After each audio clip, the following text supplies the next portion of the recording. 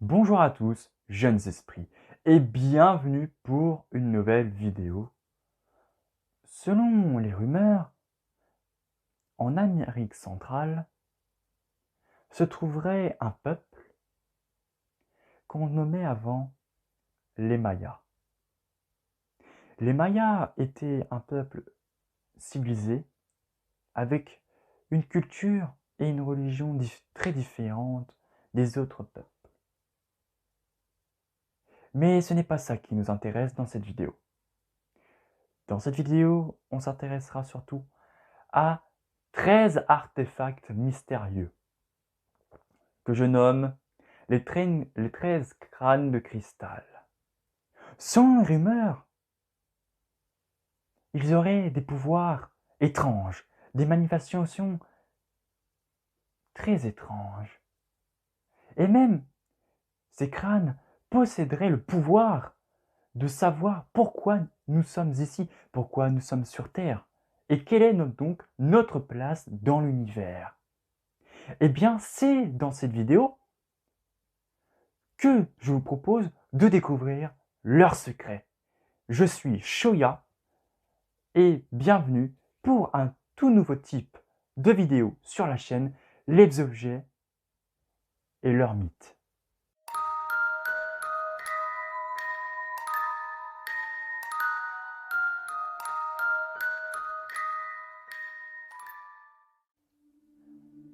Alors, selon les Mayas, les crânes de cristal auraient été emmenés par les Itzas qui venaient de la légendaire ville d'Atlantide. Ces crânes de cristal avaient des pouvoirs comme parler et chanter. Mais si on réunissait les 13 crânes de cristal, ils auraient des pouvoirs encore plus impressionnants et formidables. Même si les 13 crânes de cristal réunis étaient un très grand pouvoir, une autre légende les concerne. À l'origine, 12 mondes, où la vie humaine aurait été présente. Selon la légende Tchèque-Oroké, la Terre serait la plus jeune de ce monde. Les anciens auraient emmené sur Terre les crânes de cristal pour donner aux hommes la connaissance, mais aussi pour aider à bâtir quatre grandes civilisations. L'empire de l'Atlantide, l'empire de Mu, l'empire Lémurie et l'empire Limei. Les crânes donc auraient été gardés par les Olmecs dans une grande pyramide. Les crânes auraient donc ensuite été protégés par les Mayas et après par les Aztèques.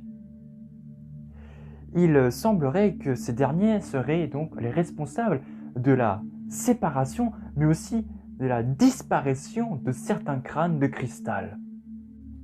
Alors, le plus célèbre d'entre eux a été découvert par Anna Mitchell Hage, la fille adoptive de l'explorateur britannique F.A. Mitchell Hage, dans les ruines d'une cité maya, Lumbebathen, au Belize.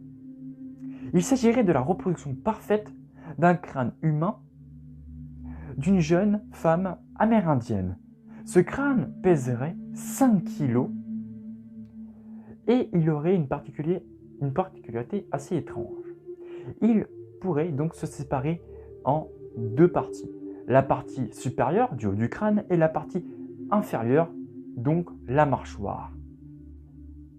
Si vous posez un crâne de cristal dos au soleil, la lumière jaillira des yeux, du nez et de la bouche.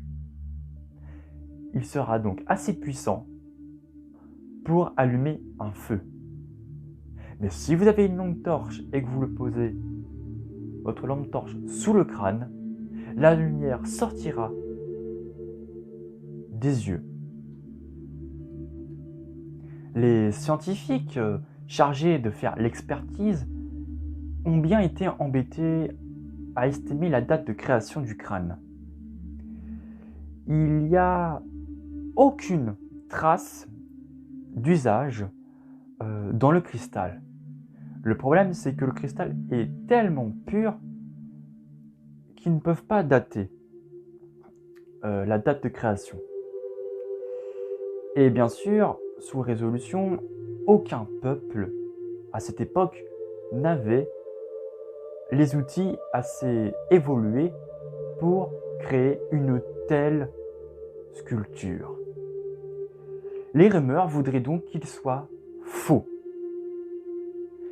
Anna l'aurait donc trouvé le jour de son anniversaire, l'une des rares journées et jours à pouvoir accéder aux fouilles. Et c'est ce jour-là que son père lui aurait offert le crâne de cristal pour son anniversaire comme cadeau. Son père lui aurait donc dit que c'était un cadeau pour elle assez original. Logiquement, le crâne de cristal daterait de 5000 ans. Mais d'autres pensent qu'il aurait plus de 3600 ans et qu'il aurait donc appartenu à des prêtres mayas sur certaines scènes mortelles. Durant des années, des personnes racontent que le crâne de cristal, qu'on surnommera le crâne du destin, avait des pouvoirs de guérison, mais aussi des pouvoirs physiques. Sa dernière propriétaire, Anna Michelle Hedge, est morte à 100 ans. Mais elle affirme que le crâne aurait communiqué avec elle pendant toute sa vie. Des nombreux visiteurs auraient eu affaire au même phénomène. Ils auraient entendu des chants, mais aussi vu des images du passé, mais du futur, dont une catastrophe écologique mondiale. On raconte aussi, lorsque l'humanité sera en grand danger, les 13 crânes de cristal seront réunis pour enfin révéler leur véritable pouvoir et leur savoir pour nous aider. Mais l'humanité devra changer. Elle devra d'abord évoluer moralement et spirituellement pour ne pas abuser de leur pouvoir. La nouvelle propriétaire, Max, affirme que le crâne l'aurait guéri d'un cancer. Les nettoyeurs du British Museum, eux, ont eu la plus grande peur de leur vie. Ils auraient vu de leurs propres yeux le crâne de cristal bouger dans sa vitrine. Alors, authentique relique ou arnaque, qu'en pensez-vous? Vous pourrez donc en débattre dans les commentaires. C'était Shoya pour la chaîne Esprit et Légende et je vous dis à une prochaine vidéo.